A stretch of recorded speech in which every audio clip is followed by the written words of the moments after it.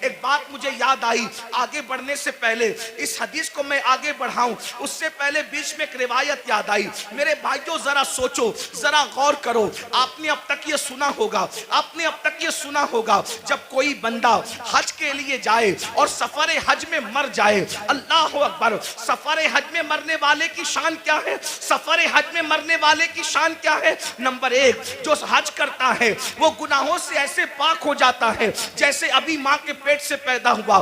حج کرنے والے کے سارے گناہ بخش دیے جاتے ہیں، حتیٰ کہ حاجی کی شان یہ ہے کہ حاجی 700 ایسے لوگوں کی بخشش کروائے گا جن پر جہنم واجب ہو چکا ہوگا۔ حاجی کی شان یہ ہے، اللہ اکبر۔ لیکن کوئی حاجی بنے تو صحیح، حاجی سب کہلاتے ہیں، حاجی ہے کتنے؟ جو واقعی حاجی ہوگا وہ 700 لوگوں کی بخشش کرائے گا۔ حاجی کا ٹائٹل پانا آسان ہے، حاجی بن جانا آسان نہیں ہے۔ اللہ اکبر، سنو غور سے سنو، اللہ کے بندو توجہ سے سنو، اللہ اکبر۔ اللہ کے سچے رسول صادق و مصدوق مصطفیٰ کریم رؤوف الرحیم صلی اللہ علیہ وآلہ وسلم فرماتے ہیں، جو نصیحت نہیں مانتے، جو حق کو قبول نہیں کرتے، وہ قیامت کے دن اندھے اٹھائے جائیں گے۔ یہاں ایک بات کا اور اضافہ کر دوں، بہت سی چیزوں میں نصیحت کی جاتی ہے، حرام کام نہ کرو، بدعات نہ کرو، خرافات نہ کرو، جرائم نہ کرو، گناہ نہ کرو، بد مذہب گستاخ رسول سے دوستی نہ کرو، ان سے رشتہ داری نہ کرو، بہت سی چیزیں کہی جاتی ہیں، لیکن ہماری قوم نصیحت ماننے کے لیے تیار نہیں ہے۔ پھر میرے آقا مصطفیٰ جان رحمت صلی اللہ علیہ وآلہ وسلم ارشاد فرماتے ہیں، دوسرا گروہ جب قبر سے نکلے گا تو ان کی کیفیت کیا ہوگی؟ آقا ارشاد فرماتے ہیں، جب دوسرا گروپ، چونکہ قرآن کہتا ہے فَتَأْتُونَ أَفْوَاجًا، فوج نکلیں گے لوگ، یعنی قبروں سے گروہ در گروہ نکلیں گے۔ تو پہلے گروپ کا ذکر آپ نے سن لیا، اب دوسرے گروپ کا ذکر سنیں۔ جو دوسرا گروپ قبروں سے نکلے گا ان کی کیفیت کیا ہوگی؟ دوسرے گروپ کی کیفیت یہ ہوگی، میرے اور تمہارے آقا سچے رسول صادق و مصدوق مصطفیٰ جان رحمت صلی اللہ علیہ وآلہ وسلم فرماتے ہیں، لوگ قبروں سے نکلیں گے تو ایسے نکلیں گے جیسے ان پر کسی نے جادو کر دیا ہو۔ حالانکہ اس دن کون کس پہ جادو کرے گا؟ جیسے جادو جس پہ کیا جاتا ہے تو اس کا چہرہ کیسے بے رونق ہوتا ہے، سونا سونا ہوتا ہے، اس کے چہرے پر جو ہے حساسیت نہیں ہوتی، اس کا چہرہ جو ہے اللہ اکبر خوبصورت نہیں لگتا، بلکہ صرف سمجھانے کے لیے کہہ رہا ہوں، چہرہ منحوس سا لگتا ہے، ڈراؤنا سا لگتا ہے۔ آقا فرماتے ہیں کچھ لوگ اپنی قبروں سے اٹھیں گے، مفہوم کے طور پہ عرض کر رہا ہوں، تو ایسا لگے گا کہ جیسے ان پہ کسی نے جادو کیا، حالانکہ کسی نے جادو نہیں کیا ہوگا۔ ایسا لگے گا جیسے اس کو کسی آسیب نے چھو لیا، لیکن اس کو آسیب نے نہیں چھوا ہوگا۔ اللہ اکبر۔ آقا ارشاد فرماتے ہیں ان کے پیٹ مٹکوں کی طرح بڑے بڑے ہوں گے، کچھ کے پیٹ کمروں کی طرح بڑے بڑے ہوں گے۔ کچھ لوگوں کا حال یہ ہوگا، وہ اٹھ کر کھڑے رہنے کی کوشش کریں گے تو گر جائیں گے۔ اللہ اکبر۔ ان کے پیر چھوٹے ہوں گے، ان کے ہاتھ چھوٹے ہوں گے، اور ان کے پیٹ مٹکوں کی طرح اور کمروں کی طرح بڑے بڑے ہوں گے، وہ چلنا چاہیں گے تو گر جائیں گے۔ اللہ اکبر۔ صحابہ کرام نے عرض کیا، یا رسول اللہ صلی اللہ علیہ وآلہ وسلم، وہ کون لوگ ہوں گے جن کی حالت یہ ہوگی؟ ایسا لگے گا کہ وہ نشے میں ہے، مگر وہ نشے میں نہیں ہوں گے۔ ایسا لگے گا وہ جادو کیے ہوئے ہیں، حالانکہ ان پہ جادو نہیں ہوگا۔ ایسا لگے گا کہ وہ آسیب زدہ ہیں، حالانکہ وہ آسیب میں نہیں ہوں گے۔ ان کے پیٹ کمروں کی طرح، ان میں سانپ اور بچھو ہوں گے۔ صحابہ کرام نے پوچھا تو آقا فرماتے ہیں جن لوگوں نے دنیا میں سود کھایا ہوگا، جن لوگوں نے دنیا میں سود کے دھندے کیے ہوں گے، وہ اس حالت میں اٹھیں گے کہ وہ چل نہیں سکیں گے۔ اللہ اکبر۔ وہ چل نہیں سکیں گے۔ ان کی کیفیت یہ ہوگی جیسے جانوروں کو ہانک کر کے جنگل میں چرواہا لے کر کے جاتا ہے، ویسے ذلیل کر کے فرشتے ان کو جانوروں کی طرح ہانکتے ہوئے میدان محشر میں لائیں گے۔ اللہ اکبر۔ ذرا تصور تو کرو، ذرا غور تو کرو، اس دن کی ذلت کیا ذلت ہوگی، اس دن کی رسوائی کیا رسوائی ہوگی۔ آج ایزی منی کے چکر میں، شارٹ ٹائم کے اندر ترقی کرنے کے چکر میں انسان نہ حلال دیکھ رہا ہے نہ حرام دیکھ رہا ہے۔ میری قوم کے جوانوں، دولت تو نچنیوں کو بھی مل جاتی ہے، دولت تو جسم بیچنے والوں کو بھی مل جاتی ہے، دولت تو چوری کرنے والوں کو بھی مل جاتی ہے۔ ارے دولت ہی سب کچھ نہیں ہے، دولت ایک دن ختم ہونے والی ہے، دنیا ایک دن ختم ہونے والی ہے، یہاں سے لے کر کیا جاؤ گے؟ ارے حلال کمایا ہوا جب ساتھ نہیں لے جاؤ گے تو حرام کمایا ہوا کیا ساتھ لے کر کے جاؤ گے؟ ذرا سوچو تو صحیح، ذرا تصور تو کرو۔ یہ کوئی مقرر نہیں کہہ رہا ہے، یہ کوئی جلسے کا ناظم نہیں کہہ رہا ہے، یہ کوئی معمولی انسان نہیں کہہ رہا ہے، یہ تمہارے اور میرے نبی فرما رہے ہیں۔ اللہ اکبر۔ لوگ، سود خور لوگ اپنی قبروں سے ایسے اٹھیں گے جیسے وہ نشے میں ہے، حالانکہ وہ نشے میں نہیں ہوں گے، جیسے وہ پاگل ہے حالانکہ وہ پاگل نہیں ہوں گے، جیسے وہ آصف زدہ ہیں وہ آصف زدہ نہیں ہوں گے۔ ذرا سوچئے آج کس طریقے سے اللہ اکبر سود کو پرموٹ کیا جا رہا ہے، بیاج کو پرموٹ کیا جا رہا ہے۔ یاد رکھیے شاید اسی دور کے لیے کہا گیا تھا جو سود سے بچنے کی کوشش کریں گے سود کا گرد و غبار ان تک پہنچ کر کے رہے گا، سود کا گرد و غبار ان تک پہنچ کر کے رہے گا۔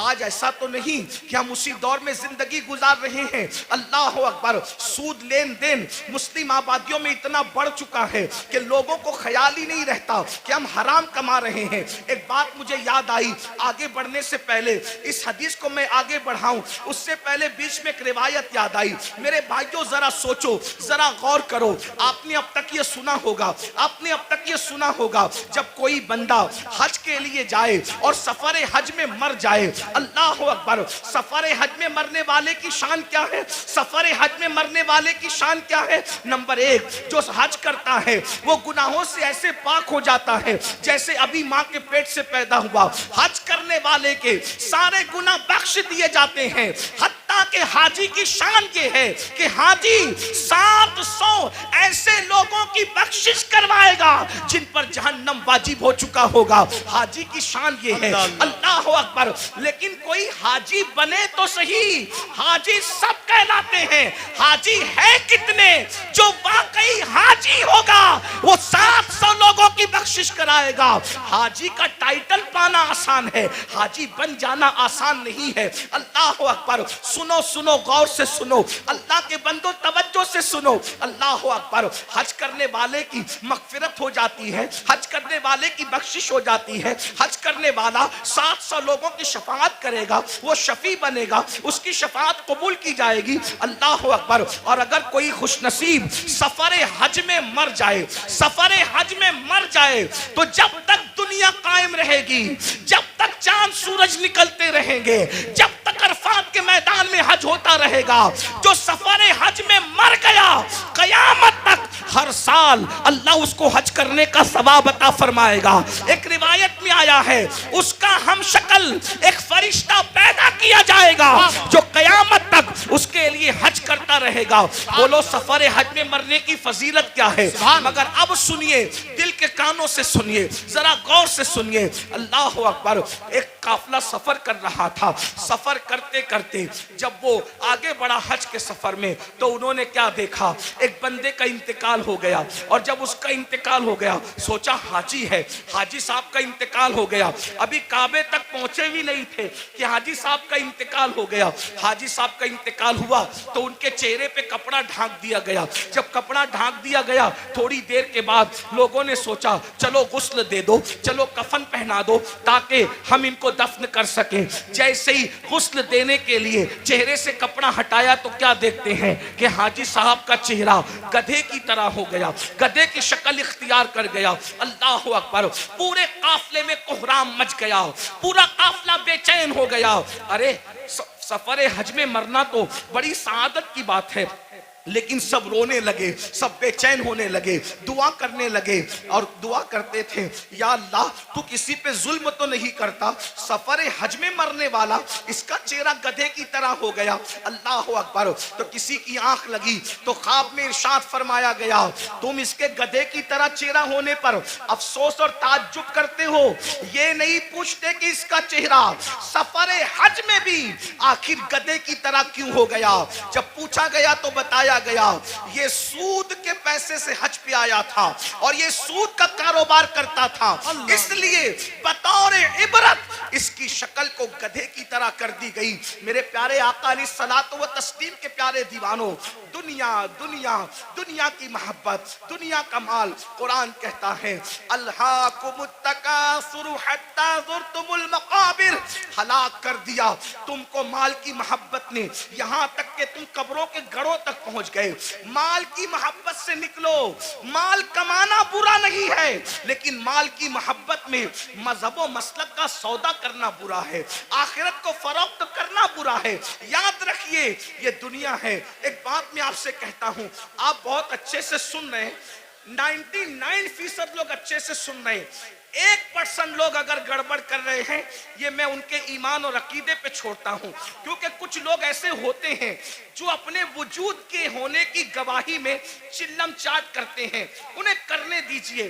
میری توجہ 1% لوگوں کی طرف نہیں, میری توجہ ان 99% خوش نصیبوں کی طرف ہے جو اپنی آخرت کو بہتر بنانے کے لیے یہاں بیٹھے ہیں, جو اللہ کی رضا کے لیے یہاں بیٹھے ہیں. 1% لوگوں میں چاہے زمین پہ بیٹھے لوگ ہوں چاہے ممبر پہ بیٹھے لوگ ہوں, جو گڑبڑ کرے ان کو کرنے دیجئے. آپ سنیے, اب اس 1% میں سے بھی 50% اس میں سے بھی ادھر آ گئے ہیں اور ماشاءاللہ سب سن رہے ہیں. آدھا % اس میں سے اب لوگ اگر کچھ ہیں ان کو کرنے دے وہ جو کر رہے ہیں, لیکن غور سے سنیے. ایک بات آپ سے کہتا ہوں, ہم جھوٹ بول کے مال کما لیں, ہم سود کے ذریعے مال کما لیں, ہم چوری کے ذریعے مال کما لیں, کسی ذریعے مال کما لیں, تھوڑا ذرا غور کیجئے. اگر ہم پیور حلال کے ذریعے بھی مال کمائیں تو مجھے بتائیے مال کس سے وفا کرتا ہے؟ جو ہم سے وفا کرے گا. ایک بات یاد رکھنا, مال ضرور کماؤ مگر مال کے چکر میں اللہ کو مت بھولو. یہی تو فرعونیت ہے. دیکھو مالدار فرعون بھی ہے, مالدار عثمان غنی بھی ہے, مالدار نمرود بھی ہے, مالدار سلیمان علیہ السلام بھی ہے, مالدار جو ہے وہ قارون بھی ہے اور مالدار ذوالقرنین بھی ہے. لیکن فرق کیا ہے؟ دونوں مالداروں کی مذمت نہیں ہے. سیدنا عثمان غنی کو مال کے بدلے میں جنت بیچی گئی ہے. اگر مال برا ہوتا تو عثمان غنی کی بھی برائی کی جاتی معاذ اللہ مال کی بنیاد پر, لیکن کوئی عثمان غنی کی برائی نہیں کرتا. اللہ اکبر. قارون کی برائی ہوتی ہے, عثمان کی برائی نہیں ہوتی. وجہ مال نے قارون کو اللہ کا باغی بنا دیا اور مال نے عثمان غنی کو جنتی بنا دیا. مال برا نہیں ہے, مال کا استعمال برا ہے. حکومت ملی نمرود بگڑ گیا, حکومت ملی سلیمان علیہ السلام کو حکومت نے نہیں بگاڑا, بلکہ جب بھی نعمت ملتی ہے تو سلیمان علیہ السلام کہتے ہیں کہ سبحان ربی العالی. نمرود کہتا ہے انا ربکم العالی اور سلیمان کہتے ہیں سبحان ربی العالی. مال برا نہیں ہے, مال کے چکر میں اللہ کو بھول جانا برا ہے. اب آپ سے پوچھتا ہوں کتنے مالدار ہیں ہم؟ تھوڑا غور, ممبر والے بھی غور.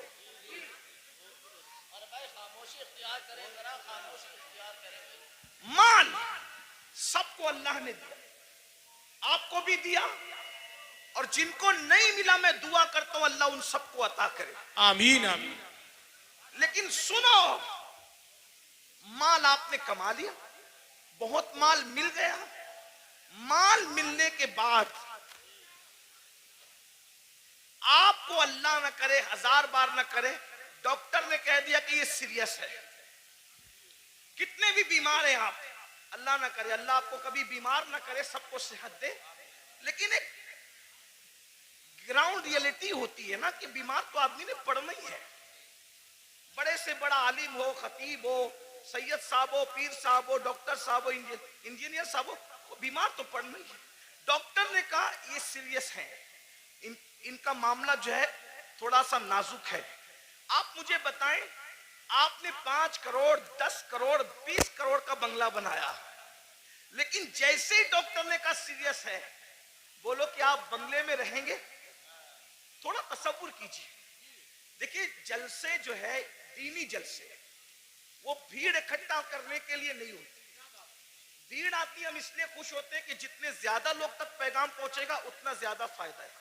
لیکن بھیڑ اکٹھا کرنے کے لیے سیاسی جلسے ہوتے ہیں, مذہبی نہیں ہوتے. اتنا یاد رکھیں. ہم 22,000 پر خوش ہونے والے لوگ نہیں ہیں, ہمیں تو 72 وفادار چاہیے. سبحان اللہ سبحان اللہ. واہ واہ واہ. کربلا میں ایک طرف 22,000 گنڈے تھے اور ایک طرف 72 وفادار. سبحان اللہ سبحان. 22,000 کا نام نہیں ملتا. توجہ, 22,000 کا نام نہیں ملتا اور 72 کا نام مٹتا نہیں. ان کا نام ملتا نہیں, ان کا نام مٹتا نہیں. وجہ کہ وہ 22,000 ہو کر بھی مخلص نہیں تھے اور یہ 72 ہو کر بھی اللہ کے وفادار اور مخلص بندے. سبحان اللہ سبحان اللہ. اس لیے دھیان سے سنو, غور سے. 5 کروڑ کا بنگلہ 10 کروڑ بناؤ, ہم منع نہیں کرتے. ہمارا تصوف تو قادری تصوف ہے, اچھا کھاؤ اچھا پہنو اچھے عمل کرو, ہم منع نہیں کرتے. ہم دقیانوسی فکر کے لوگ نہیں ہیں. ہم لوگ ایسا نہیں کہتے کہ جو جتنا دھارمک ہوگا وہ اتنا شادیوں سے دور ہوگا. نہ, مذہبی بن کر بلکہ مذہبی بننے کا ڈھونگ رچا کر شادی نہ کرنا اور پھر سفید داڑھی ہونے کے بعد ریپ کیس میں جیل میں پڑے رہنا, یہ کون سی مذہبیت ہے؟ یہ کون سی مذہبیت؟ ہمارا مذہب تو یہ, جب مذہب کی جان محمد الرسول اللہ نکاح کرتے ہیں تو نکاح کرنا یہ مذہب کے خلاف نہیں ہے, بلکہ نکاح کرنا یہ تو مذہب کا حصہ ہے. اللہ سبحان اللہ سبحان اللہ. اپنا مذہب اتنا عظیم مذہب ہے, انجوائے کے سارے رستے بتاتا ہے, بس یہ کہتا ہے حرام نہ کرنا. جیسے توجہ کریں, دوسرے لوگوں کا حال, دوسروں سے مراد کوئی ٹارگٹ پہ نہیں ہے, لیکن آپ ڈھونڈے گوگل پہ وہ دوسرے کون ہیں, تھوڑا آپ بھی اپنی ذمہ داری نبھائیں. ایسا نہیں کہ انٹرنیٹ پر صرف فلمیں ہی دیکھیں, انٹرنیٹ پہ ذرا ایسے لوگوں کو بھی تو سرچ کرو جن کو لوگ ڈھونڈ رہے ہیں. کچھ لوگ کہتے ہیں مذہبی ہیں اس لیے سیر نہیں کر سکتے, گھوم پھر نہیں سکتے. میں نے وہ کہا وہ کسی کا فرسودہ مذہب ہوگا جس میں سیر نہیں کر سکتے. میرا مذہب کہتا ہے سیروا فی الارض, زمین کی سیر کرو. بلکہ سیر بھی ہمارے یہاں سنت ہے. کیوں؟ اس لیے کہ جب ہمارا نبی سیر کرتا ہے, توجہ, ہمارا نبی سیر کرتا ہے, اور کیسی سیر جس کی سیر کو قرآن یوں بیان کرتا ہے, سبحان الذی اسری بعبدہ لیلا من المسجد الحرام الی المسجد الاقصی الذی بارکنا حولہ لنریہ من آیاتنا انہ هو السمیع البصیر. اللہ اکبر. جب نبی نے سیر کی ہے تو امتی سیر کیوں نہ کرے؟ لیکن سیر بتا دی گئی. جی, جب سیر کرنے جاؤ تو پاپ نہ کرو. کیا بات. واہ واہ واہ واہ واہ, بہت اچھا حضرت. سیر کرنے جاؤ تو شراب نہ پیو. سبحان اللہ. سیر کرنے جاؤ تو عورتوں پر پاپ کی نظریں نہ ڈالو. ہم بھی سیر کرتے ہیں, رسول اللہ نے بھی سیر کی. جب حضور پہنچے مسجد اقصی تو اللہ نے ان کی مہمانی کی. ماشاءاللہ. حضور کے سامنے 2 چیزیں آئیں, الگ الگ روایت ہے, موقع کی مناسبت سے 2 چیزیں پڑھ رہا ہوں, 3 کا بھی ذکر ہے. حضور کے سامنے 2 چیزیں, شراب بھی رکھا گیا, دودھ بھی رکھا گیا. توجہ, سیر ہے, سیر میں اللہ کی طرف سے بطور امتحان شراب بھی رکھا گیا, دودھ بھی رکھا گیا. دونوں میں سے جو چاہو پیو. اس لیے کہ آدمی جب سیر کے لیے نکلتا ہے تو اپنی موج میں ہوتا ہے. آدمی جب حضور کے لیے نہیں کہہ رہا ہوں, میں جنرل بات کر رہا ہوں, سیر کے لیے نکلتا ہے اپنی کیفیت میں ہوتا ہے, سیر کے لیے نکلتا ہے اپنے انداز میں ہوتا ہے. سیر میں اچھے اچھوں کو پہچان سکتے ہو کہ کون کتنا متقی ہے.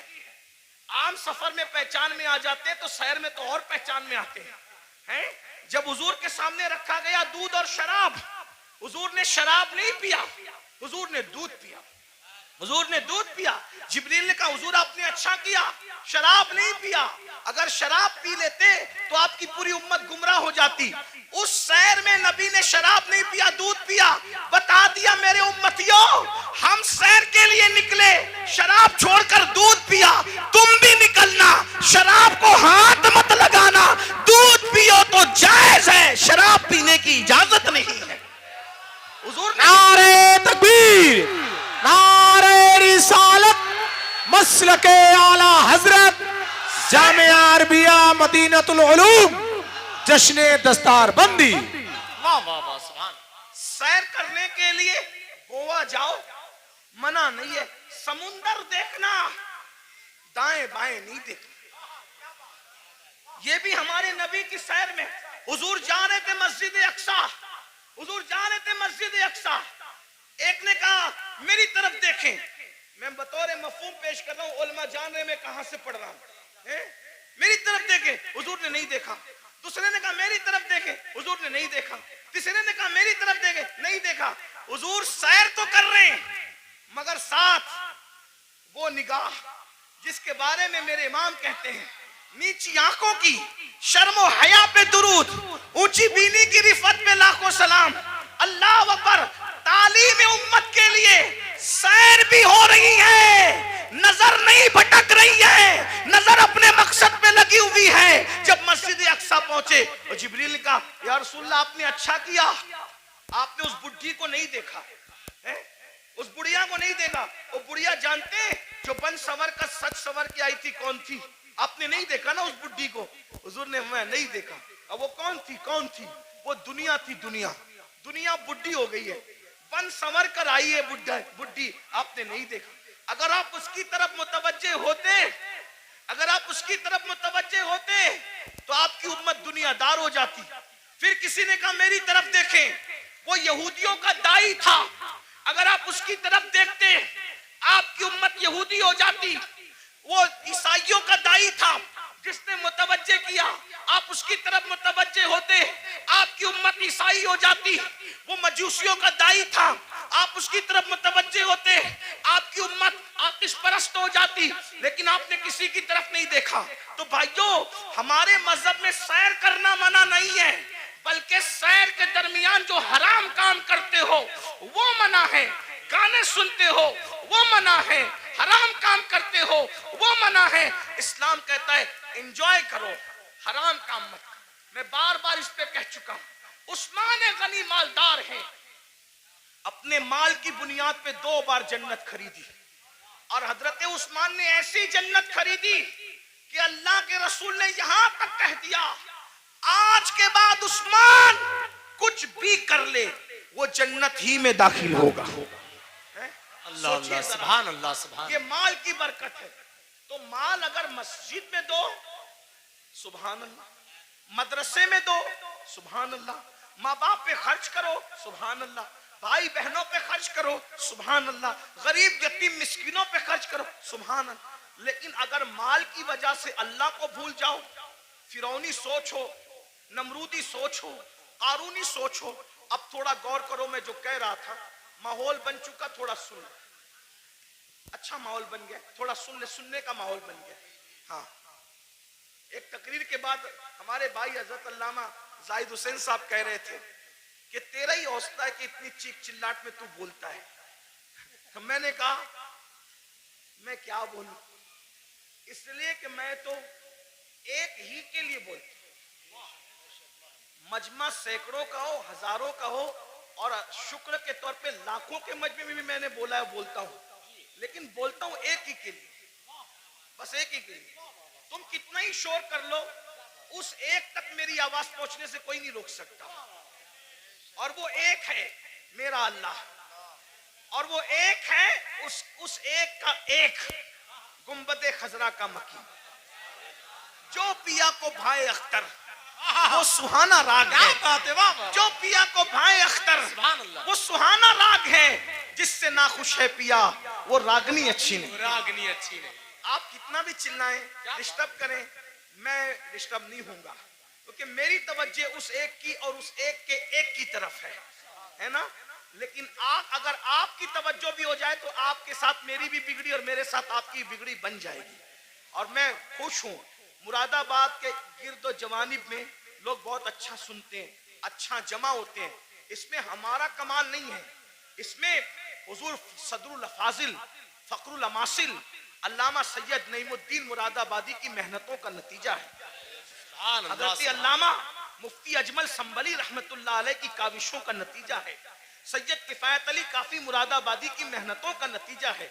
اسلاف نے محنت کی ہے, ان کے لگائے ہوئے پودوں کو ہم پانی دینے کے لیے آتے ہیں, اس سے زیادہ ہماری اوقات نہیں ہے. اگر اسلاف نے پودے نہ لگائے ہوتے تو ہم کبھی بھی ان پودوں کو پانی دینے کا شرف حاصل نہیں کرتے. اس لیے آئے ہو سن لو, ہو سکتا ہے اس فقیر بے نوا کی آواز اللہ دل میں اتار دے تو تمہاری بھی بگڑی بن جائے, میری بھی بگڑی بن جائے. یہ مال مال مال مال مال مال مال میں ڈوبے ہو. تصور کرو 5 کروڑ کا بنگلہ ہو, 10 کروڑ کا بنگلہ ہو, کتنا بھی قیمتی پلنگ ہو, ساگوان کا بنا ہو, اس کا بنا, اس کا بنا, ڈاکٹر کہتے ہیں آپ سیریس ہے, آپ کی جان کو خطرہ ہے. صحیح کہنا, وہ بنگلہ چھوڑ کر ہاسپٹل میں آتے ہو کہ نہیں آتے؟ ہے نا. دیکھو یہ اللہ کی آزمائش امتحان ہے, اور وہ ہاسپٹل ہمارے لیے کرائے کا ہوتا ہے کہ نہیں؟ کرائے کا ہوتا ہے. بہت گھمنڈی آدمی, تھوڑی سی دولت آ جاتی ہے پیر زمین پہ نہیں ٹکتی. دولت دینے والے خدا کو بھول جاتا ہے, عزت ملتی ہے اللہ کو بھول جاتا ہے, عزت دینے والے خدا کو بھول جاتا ہے. بھائیو سوچو نہ ذرا, میرے جوانوں سے خاص مخاطب ہوں. جوانوں سوچو, تم قوم کا مستقبل ہو, تم ہی ہماری قوم کا سرمایہ ہو. دولت کے نشے میں فرعونی سوچ مت پیدا ہونے دو. بیمار پڑو گے ہاسپٹل میں ایڈمٹ کیے جاؤ گے.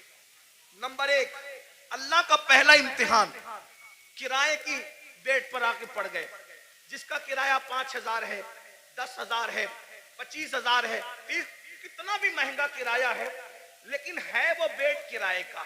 نمبر 1. نمبر 2, بنگلہ کتنا بھی بڑا ہے لیکن پرائیویٹ روم ہاسپٹل کا 10 بائی 10 یا 20 بائی 20 سے زیادہ کا نہیں ہے. نمبر 3, کتنے بھی قیمتی کپڑے ہوں, سارے قیمتی کپڑے اتار لیے جاتے ہیں اور ہاسپٹل کے معمولی سے سستے کپڑے پہنا دیے جاتے ہیں. یہی ہے. اب اگر صحت حاصل کر کے گھر پہنچ گئے تو سبحان اللہ, ورنہ اگر مرے تو کن کپڑوں میں؟ کس پر گھمنڈ کر رہے ہو, کس پر اترا رہے ہو؟ یہی مال ہے نا جو مسجد میں جانے نہیں دیتا. دکان کا شٹر بند کر کے نماز کے لیے مسجد میں جاؤں گا تو کتنے کسٹمر چلے جائیں گے. ظالم سوچ, یہ مال کی حیثیت. مال سے بڑا بے وفا کوئی ہے؟ مال سے بڑا غدار کوئی ہے؟ اور تو اس مال سے دل لگایا جو مال نے بیماری میں بھی تیرے کام نہ آیا. اس محل سے دل لگایا جس نے بیماری میں بھی تجھے گھر سے بے گھر کر دیا. ہاسپٹل کے کپڑوں میں تو مرا, ہاسپٹل کی 4 دیواری میں تو نے آخری سانسیں لی. یہ تیرے مال کی اوقات ہے؟ ارے کاش تو مال بھی کماتا, لیکن مال میں تو اللہ کو نہیں بھولتا, گھمنڈ نہیں کرتا. مال کماتا زکات دیتا, مال کماتا نماز پڑھتا, مال کماتا غریبوں کی مدد کرتا, مال کماتا حج عمرہ کرتا, مال کماتا لوگوں کو, کمزوروں کو مضبوط بنانے کی کوشش کرتا. لیکن افسوس, اس مال نے میری قوم کے جوانوں کو گھمنڈی کر دیا. ان بھائیوں کو آگے بڑھنے سے پہلے ایک بات کرتا ہوں, 2 باتیں کر کے بات ختم کر لوں گا. بس 2 باتیں, آخری کی 2 باتیں, ایک اور ایک سنیں. ایک بار بادشاہ ہارون رشید حج کے لیے نکلا. ہارون رشید بادشاہ حج کے لیے نکلا. نہ ادھر ادھر کی تو بات کر, یہ بتا کہ قافلہ کیوں لٹا. مجھے رہزنوں سے غرض نہیں, تیری رہبری کا سوال. اہل منبر ہی منبر پہ بیٹھنا سیکھ لے. تو اپنی اوقات سے بڑھ کے کچھ نہیں کہوں گا, لیکن بہت دکھ کی بات ہے, منبر والے منبر پہ بیٹھنا سیکھ لے.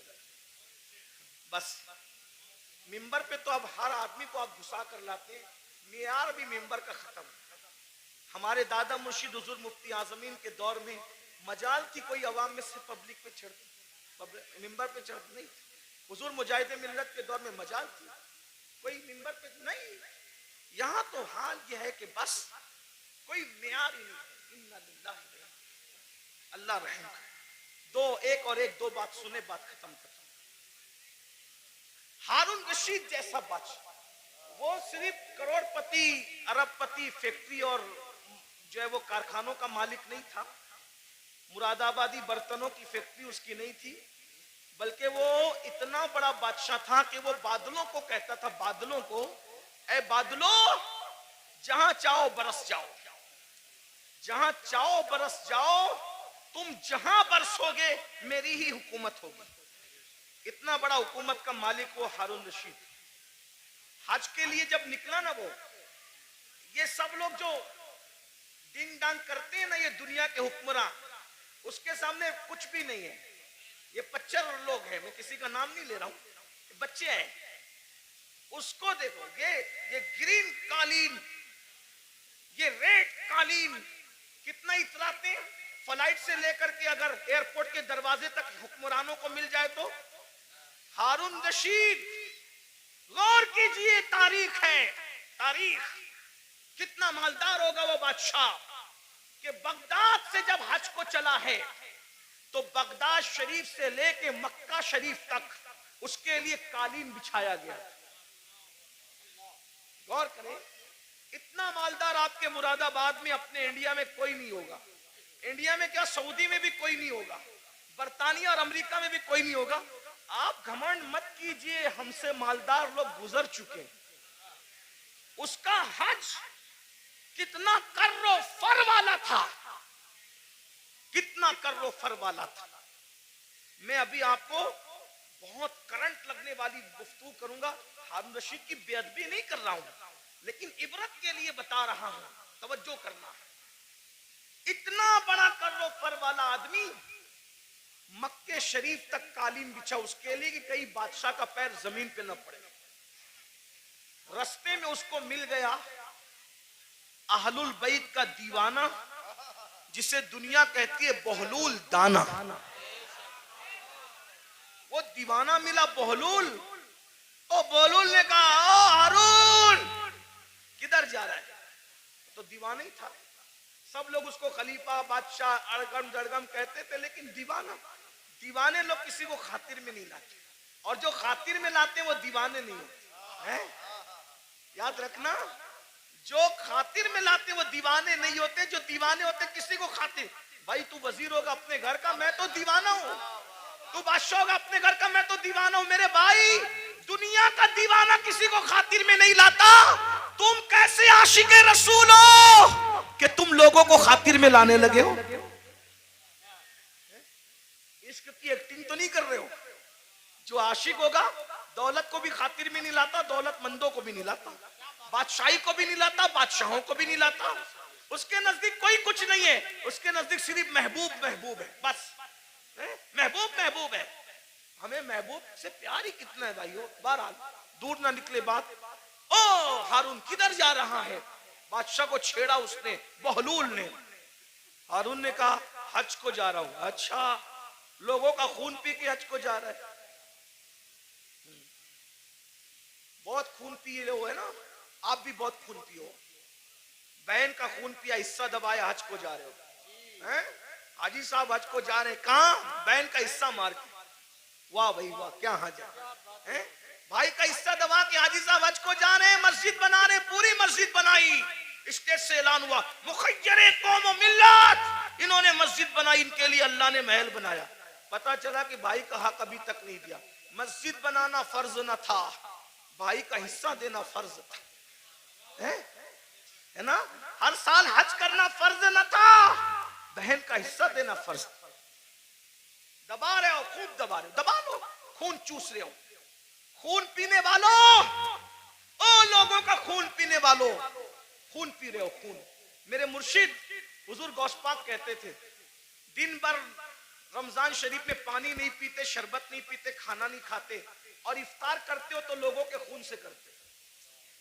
آپ میں کی بھی بہت سارے لوگ خون سے افطار کرتے، خون سے. روح افزا نہیں پیتے، خون پیتے ہو. خون پیتے ہو. کھجور نہیں کھاتے مکے مدینے منورہ کی، خون سے افطار کرتے ہو، وہ کیسے؟ سب کے ہاتھ میں کھجور تو نظر آتی ہے مگر وہ کھجور نہیں ہوتی، وہ خون ہوتا ہے۔ کیوں؟ اگر آپ نے جھوٹ بول کر کسی کو دھوکہ دے کے مال کمایا تھا اور اس سے کھجور خریدی تھی، دکھنے کو تو کھجور تھی مگر وہ لوگوں کا خون تھا۔ کسی کا قرضہ لے کے ہڑپ کر لیا تھا، اس سے افطار کا دسترخوان سجایا تھا، دیکھنے کو تو وہ پھل فروٹ اور روح افزا تھے مگر وہ لوگوں کا خون تھا۔ کب تک لوگوں کے خون سے افطاری کرو گے؟ کب تک لوگوں کے خون سے افطاری کرو گے؟ بھوکے پیاسے رہنے کے سوا کچھ نہیں ملنے والا۔ غوث پاک فرماتے تھے لوگوں کے خون سے افطاری کرتے، حرام مال سے افطار کرنے والے تو لوگوں کے خون سے افطاری کرتا ہے، سود سے افطاری کرنے والے لوگوں کے خون سے افطاری کرتا ہے۔ یہاں میں مسلمانوں کو کہہ دوں میرے بھائیوں، نمک سے افطار کر لینا، نمک سے، مگر کسی حرام کے دسترخوان پہ کبھی افطاری کرنے مت جانا۔ واہ واہ، زندہ باد۔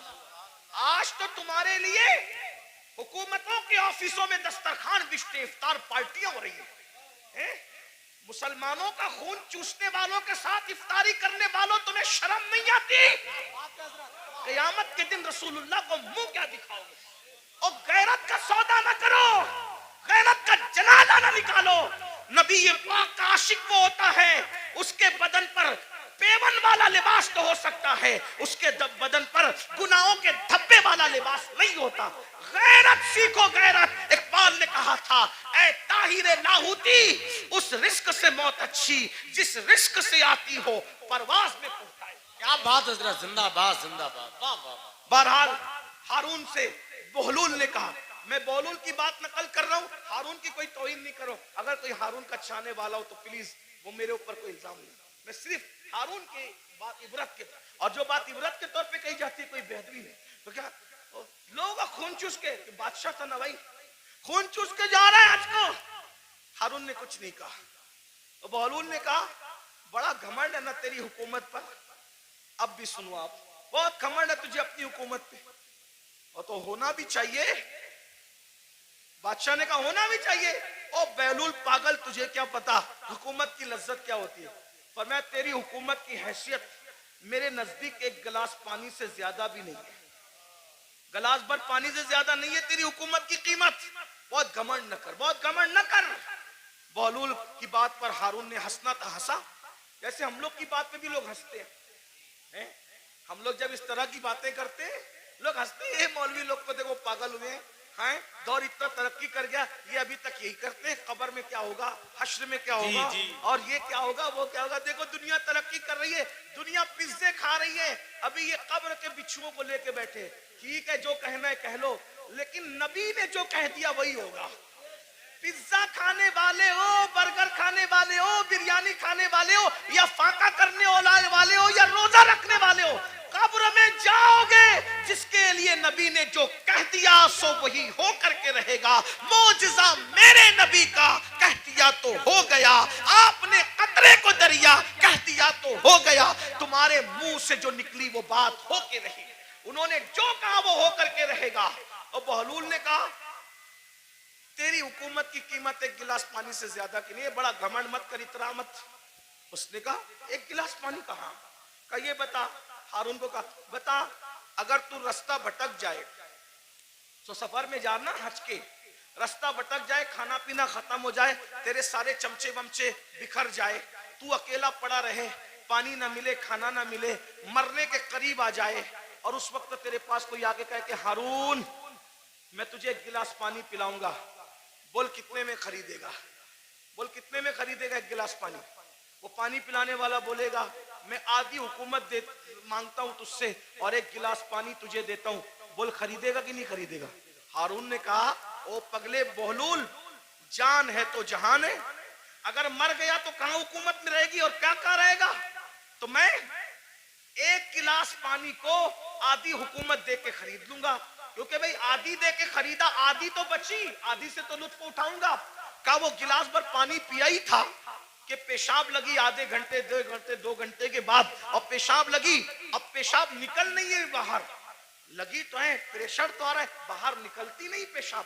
ایسے میں کوئی آ کر کہے میں ایسا نسخہ جانتا ہوں اگر وہ چٹکی تجھے کھلا دوں تو ابھی پیشاب ہو، لیکن وہ نسخہ جو چٹکی بھر کھلا کر کے تجھے پیشاب کروانا ہے، آدھی حکومت دے گا تو میں وہ نسخہ تجھے دوں گا ورنہ نہیں دوں گا. بول، پیشاب کرنے کے لیے وہ آدھی حکومت دے کے نسخہ لے گا کہ نہیں لے گا؟ کہا بالکل لوں گا، کیونکہ جان ہے تو جان ہے. اس لیے کہ حکومت نہ رہے گی، زندگی تو رہے گی. تو کہا اللہ سے ڈر، جس حکومت کی قیمت ایک گلاس پانی نہیں، اس کو تو اتنا چاہتا ہے کہ اللہ کو بھول گیا. بتاؤ ہارون رشید کی قبر پر کتنے لوگ جاتے ہیں فاتحہ کرنے؟ کتنے لوگ ہارون رشید کے نام پہ نیاز کرتے ہیں؟ ہارون رشید کے نام پہ کتنے لوگ جلسہ کرتے ہیں؟ کتنے لوگ جلوس کرتے ہیں؟ وہ ہے. کتنے لوگ اس کی مریدی کا اعلان کرتے ہیں؟ بادشاہ تھا، بادشاہ، اتنا بڑا بادشاہ کہ بادلوں کو کہتا تھا جہاں جاؤ گے جا کر کے برس جاؤ، میری حکومت ہوگی. لیکن نہ نام ہے، نہ اللہ ہوگا کوئی دعا کرنے والا ہے، نہ کوئی نام لینے والا ہے، نہ کوئی تعریف کرنے والا ہے. اللہ اکبر. پھر کہہ رہا ہوں توہین کے طور پہ نہیں، عبرت کے طور پہ کہہ رہا ہوں، ہے کوئی اس کے نام کا جلسہ جلوس کرنے والا؟ نہیں نہیں نہیں. بتاؤ، جب اتنے بڑے بادشاہ کا کوئی نام لیوا نہیں ہے، جبکہ اس کی زندگی میں کچھ تقویٰ بھی نظر آتا ہے، لیکن اللہ اکبر، اس مرد قلندر کو دیکھو جو مدینہ منورہ سے ایک لباس پہن کر آیا تھا اور پوری زندگی اس پہ گزار دیا اور 90 لاکھ کو ایمان کی دولت عطا کر دی. 800 سال سے زیادہ کا عرصہ گزر رہا ہے، ہندوستان میں کوئی کونا ایسا نہیں ہے کہ روزانہ غریب نواز کو خراج عقیدت نہ پیش کیا جاتا. نعرہ تکبیر، نعرہ رسالت، فیضان خواجہ غریب نواز مسلک اعلیٰ حضرت. ان کے نام کے ڈنکے نہ بجائے، یہ ہمارے لیے عبرت ہے. اس لیے دولت کے نشے میں اللہ کو مت بھولو. تو آقا علیہ السلام فرماتے ہیں دوسرا گروہ جو اپنی قبر سے نکلے گا تو ان کا حال کیا ہوگا؟ وہ پاگلوں جیسے دکھیں گے، پاگل نہیں ہوں گے، آصف زدہ دکھیں گے، آصف. اور آخری بات اس عنوان کی، آقا فرماتے ہیں تیسرا گروپ جب اپنی قبر سے نکلے گا تو وہ ذرہ بے مقدار سے بھی کم ہوگا. ایک تو ذرہ ہوتا ہے اور ذرے میں ذرہ بے مقدار سے بھی کم ہوگا. ان کی شکلیں تو انسانوں جیسی ہوگی لیکن وہ بالکل باریک سے ذرے ذرے دکھائی دیں گے. اللہ کی قدرت، باریک باریک ذرے دکھائی دیں گے، وہ باریک باریک ذرے. اور جانور ان کو کچلیں گے میدان محشر میں، اور انسان ان کو پیروں تلے کچلیں گے میدان محشر میں. اور جب انسان اور جانور ان کو کچل لیں گے تو کچلنے کے بعد ان ذرہ بے مقدار کی شکل میں اٹھنے والے انسانوں کو پکڑ کر جو جہنم کے اندر قید خانہ ہوگا اس قید خانے میں لے جا کر کے قید کر دیا جائے گا. ذرا غور کیجئے. پھر آقا فرماتے ہیں اس قید خانے میں ان کو نار الانیار نام کا مشروب پلایا جائے گا. ایک تو ذرہ بے مقدار میں ان کو اٹھایا جائے گا، انسان اور فرشتے ان کو پیروں تلے کچلیں گے، پھر ان کو پکڑ کر جہنم کے قید خانے میں لے جایا جائے گا، اس میں ان کو نار الانیار پلایا جائے گا.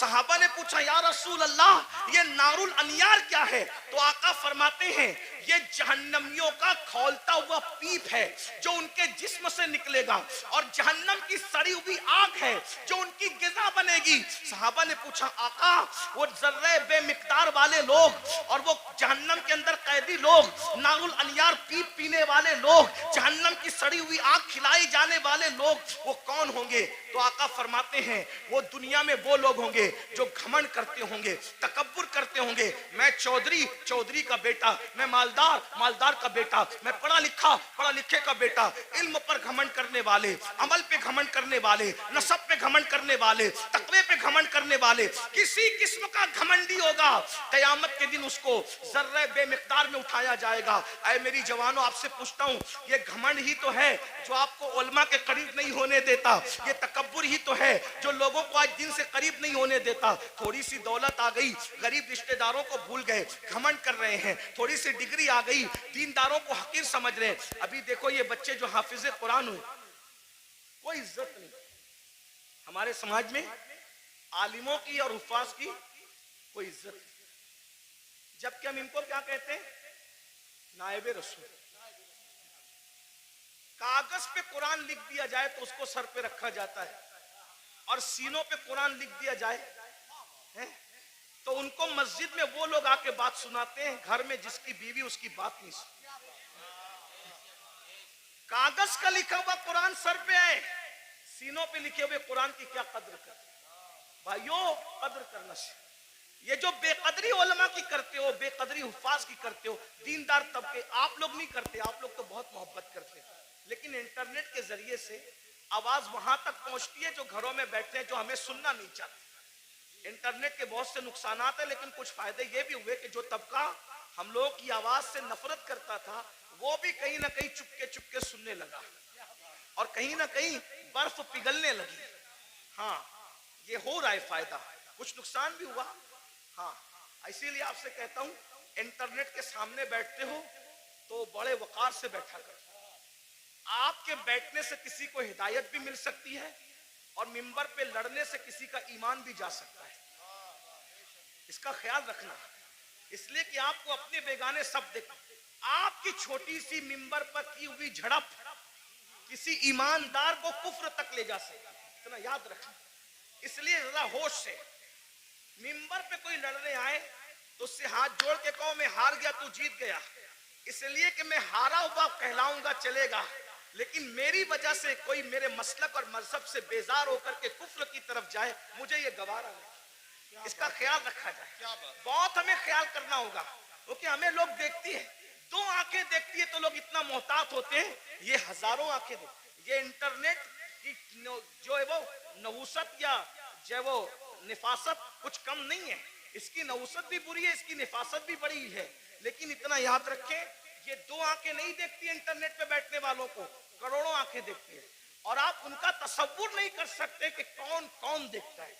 इसलिए मिंबर पर हम खुदा के लिए 2 घंटे ही सही इस तरह बैठें कि हमारे बैठने को देखकर लोग मजबूर होके कहे, जब ये इस तरह बैठता है तो गरीब नवाज कैसे बैठते हैं, ये इस तरह बैठता है तो गौसे आजम कैसे बैठते हैं, ये इस तरह बैठता है तो इमाम अहले सुन्नत कैसे बैठते हैं। ये हमारा अंदाज होना चाहिए, अल्लाह करे हमें तौफीक मिले।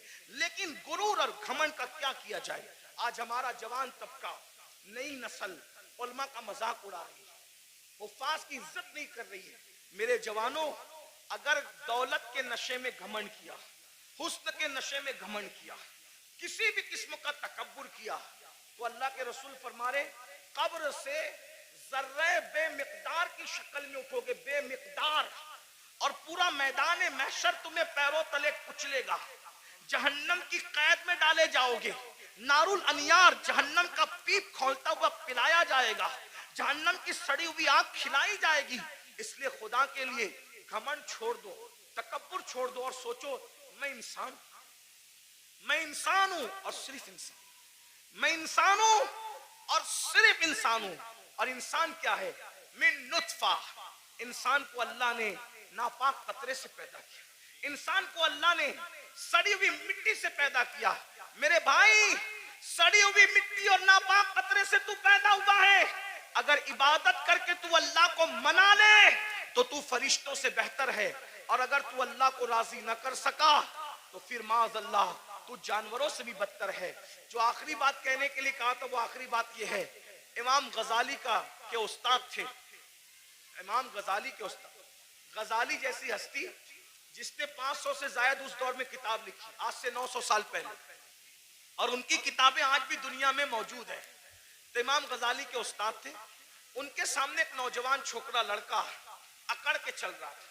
कुरान कहता है, वला तमशी फिल अर्दी मरहा, जमीन पे अकड़ के मत चलो, अकड़ के मत चलो। आजकल के लड़के बाइक पे बैठते हैं, थोड़ा जिम विम करके बाजू बना लिए हैं, तो वो बाजुओं पर फूल पत्तियां पता नहीं क्या क्या बना लेते हैं। ये हराम है, हराम। अल्लाह के रसूल अलैहि सलाम ने फरमाया, गूंदने वालों पर और गुंदवाने वालों पर, दोनों पर अल्लाह की लानत। हाँ, ये गूंदने गुंदाने का सिलसिला पहले इस्लाम के दुश्मन लोग करते थे, हमारा काम नहीं है। गूंदना गुंदवाना हमारा काम नहीं। हमारे बाजुओं पर निशान नहीं होते, हमारे चेहरों पर सजदों के निशान होते हैं। اور وہ بھی کالے نشان نہیں، انوار کے نشان ہوتے ہیں، چمک ہوتی ہے. سیماہم فی وجوہہم من اثر السجود، چہرے چمکتے ہیں. جم کرو، مضبوط بنو، طاقتور بنو. میں تو کہتا ہوں ہمارا مذہب طاقتور لوگوں کا مذہب، ہمارے کمزور لوگ ہیں ہی نہیں. ہمارا اللہ بھی طاقت والا، لا حول ولا قوت الا باللہ. ہمارا اللہ طاقت والا، ہمارے رسول طاقت والے. ایک شخص نے مجھ سے ٹرین میں کہا کہ میرے فلاں نے ہمالیہ اٹھایا. میں نے کہا اچھی بات ہے، لیکن میں متاثر نہیں. کہا کیوں؟ میں نے کہا میرے نبی نے صرف ہمالیہ نہیں، پوری کائنات کا بار اٹھا رکھا ہے. اور میرے امام کہتے ہیں جس کو بارے دو عالم کی پرواہ نہیں، ایسے بازو کی قوت پہ لاکھوں سلام. اندازہ کر ان کی انگلی کے اشارے کا. جبل ابو قبیس پہ کھڑے ہو کر اشارہ کرتے ہیں تو چاند ٹکڑے ہو جاتا ہے. جس کے اشارے کی اتنی قوت ہے، اس کی انگلی کی کتنی قوت ہوگی؟ انگلی کی اتنی قوت ہے تو پنجوں میں کتنی قوت ہوگی؟ اور جب پنجوں میں اتنی قوت ہے تو بازوؤں میں کتنی قوت ہوگی؟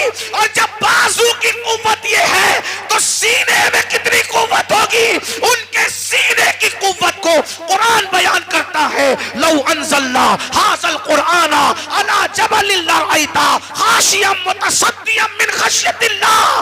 جس پہاڑ نے قرآن کا بار نہ اٹھایا، مصطفیٰ کے سینے نے قرآن کا بار اٹھا لیا. واہ واہ واہ، سبحان اللہ سبحان. ہمارے یہاں تو سبھی طاقتور ہے. غوث پاک طاقتور، غریب نواز. جم کرو، طاقتور بنو، مگر کسی کی گردن دبانے کے لیے نہیں، رات بھر مصلی پہ کھڑے ہونے کے لیے، کسی پہ ظلم کرنے کے لیے نہیں، مظلوم کی مدد کرنے کے لیے، کسی کو ڈرانے کے لیے نہیں، ڈرانے والوں کو سمجھانے کے لیے طاقتور بنا. ہمارے سبھی ہمارے مولا علی تو اتنے طاقتور تھے، ہمارے مولا علی اتنے. مولا علی کا ذکر کرو تو کچھ لوگ جلتے ہیں کیونکہ ان کی طاقت ان کو برداشت نہیں ہوتی. ہمارے مولا علی بہت طاقتور تھے، ہمارے مولا علی بہت طاقتور، ہمارے مولا علی بہت طاقتور تھے. الحمدللہ ہمارے صدیق بھی بہت طاقتور، افضل البشر بعد الانبیاء بالتحقیق. ہمارے صدیق اکبر بھی اتنے طاقتور تھے. جب بدر میں رسول اللہ کی کوئی حفاظت کے لیے نہ آیا تو صدیق اکبر نے کہا میں حضور کو پہرا دوں گا، اللہ کی امانت کی حفاظت میں کروں گا. صدیق طاقتور، فاروق اعظم طاقت، عثمان غنی، مولا علی سب طاقت. اور مولا علی کیسے طاقتور؟ سن لو، غور سے سنو. ایک دن مولا علی کی ڈھال گرا دی. کیا گرا دی؟ بات سمجھ میں آ رہی؟ کیا گرائی؟ ڈھال. ڈھال کس کو کہتے ہیں؟ اب تو سیریل دیکھ کے آپ لوگ ہم سے زیادہ سمجھ گئے کہ ڈھال. پہلے سمجھانا پڑتا تھا، ابھی نہیں، اب سب کو پتا ہے ڈھال کیا ہے، تلوار کیا ہے، اور میمنہ کیا ہے، مسرہ کیا ہے، قلب کیا ہے، مقدمت الجیش کیا ہے، سب سیکھ لیا. چلو کچھ تو سیکھا، ہم سے نہ سیکھا، کسی سے تو سیکھا. لیکن بہرحال ڈھال، ڈھال سمجھتے ہیں نا، جس پہ وار روکا جاتا ہے. مرحب نے میرے مولا کی ڈھال پہ وار کیا اور ڈھال دو ٹکڑے کر دی. میرے مولا کو آیا غصہ، اور تو نے میری ڈھال کاٹی اور ڈھال توڑی، اب میں تجھے سزا کیا دیتا ہوں. میری ڈھال کاٹ کے یہ نہ سمجھنا کہ میں پلٹ کر جاؤں گا، کیونکہ علی کہتے ہی اس کو ہے جو پلٹ کر نہ جائے. علی کا نام تھا حیدر کرار، پلٹ کر بھاگنے والا نہیں، پلٹ کر حملہ کرنے والا. اب علی اگر سپر لینے کے لیے، ڈھال لینے کے لیے پلٹ کر جاتا تو دشمن کہتا ارے کبھی تو پلٹ کر بھاگے تھے. لیکن علی نے کہا پلٹ کر نہیں جاؤں گا، بلکہ مولا نے کہا تو نے میری ڈھال توڑی، اب میں کس کو ڈھال بناتا ہوں. دیکھ آگے بڑھے اور خیبر کا دروازہ اکھاڑ کر علی نے اسی کو ڈھال بنا لیا اور اسی کو لے کے جنگ کرتے رہے. اور جب اس کو اٹھا کر کے پھینکا ہے تو علی کا پھینکا ہوا دروازہ 70 لوگ مل کر بھی اپنی جگہ سے اٹھا نہ سکے. نعرہ تکبیر، نعرہ رسالت، نعرہ حیدری. کبھی دیوار ہلتی ہے، کبھی در کانپ جاتا ہے. علی علی کا نام سن کر اب بھی خیبر. ہم علی والے ہیں لیکن وہ علی والے ہیں جو صدیق کو افضل البشر مانتے ہیں. واہ واہ سبحان. ہم وہ علی والے ہیں جو فاروق اعظم کو عادلوں کا سردار مانتے ہیں. ہم وہ علی والے ہیں جو عثمان کو ایک نور والا نہیں بلکہ دو نور والا ذوالنورین مانتے ہیں. ہم وہ علی والے بہت اچھا. الحمدللہ. سبحان اللہ. اور وہی سچے علی والے ہیں جو علی کو بھی مانتے ہیں اور مولا علی کی بھی مانتے ہیں. تو آخری بات جو کہنے چلا تھا کیا, وہ نوجوان پہلوان تھا, بازو موٹے موٹے تھے, گھمنڈ میں اترا کے چل رہا. اللہ کو اترا کے چلنا پسند نہیں, اترا کے چل رہا تھا. امام غزالی کے استاد نے کہا اے لڑکے اترا کر گھمنڈ سے مت چل. اس نے پلٹ کر نصیحت نہیں مانی اور حضرت کو کہا آپ مجھے جانتے ہیں میں کون ہوں, آپ مجھے جانتے ہیں میں کون ہوں. امام غزالی کے استاد نے کہا بیٹا اچھی طرح جانتا ہوں کون ہے. کہا کون ہوں میں؟ فرمایا تیری ابتدا پانی کا ناپاک قطرہ ہے اور تیری انتہا قبر کی سڑی ہوئی مٹی ہے, اس سے زیادہ تیری کوئی اوقات نہیں ہے. بس میری بھی گزارش یہی ہے, ہم پانی کے ناپاک قطرے سے پیدا ہوئے, اتنا ناپاک اتنا ناپاک اتنا ناپاک, زبان حیا اجازت نہیں دیتی کتنا ناپاک, لیکن ایک جملہ حیا کے پردے میں سن لے, اتنا ناپاک ہے کہ باہر نکل آئے تو غسل فرض کر دے, اتنا ناپاک. اور قبر کی وہ سڑی ہوئی مٹی جس میں کیڑے مکوڑے ہیں, یہ ہمارا حال ہے. اگر اللہ ناراض ہے تو یہ حال ہے, اور اگر اللہ کو منا لیا تو پھر کوئی سڑی ہوئی مٹی نہیں ہے, کوئی سڑی ہوئی. اگر اللہ کو منا لیا تو مٹی نہیں, سڑی ہوئی نہیں, بلکہ انشاءاللہ کفن کو بھی مٹی کا دھبا نہ لگ سکے گا. اگر خدا کو منا لیا, آؤ آج عہد کرو. شعبان کا مہینہ چل رہا ہے, اللہ کے رسول رجب سے ہی تیاری کرتے تھے رمضان شریف کی. نیکیوں کا موسم بہار آنے والا ہے, برکت والا مہینہ. ایک نیکی 70 کے برابر, فرض 70 فرضوں کے برابر. روزہ رکھنا, گناہ سے بچنا.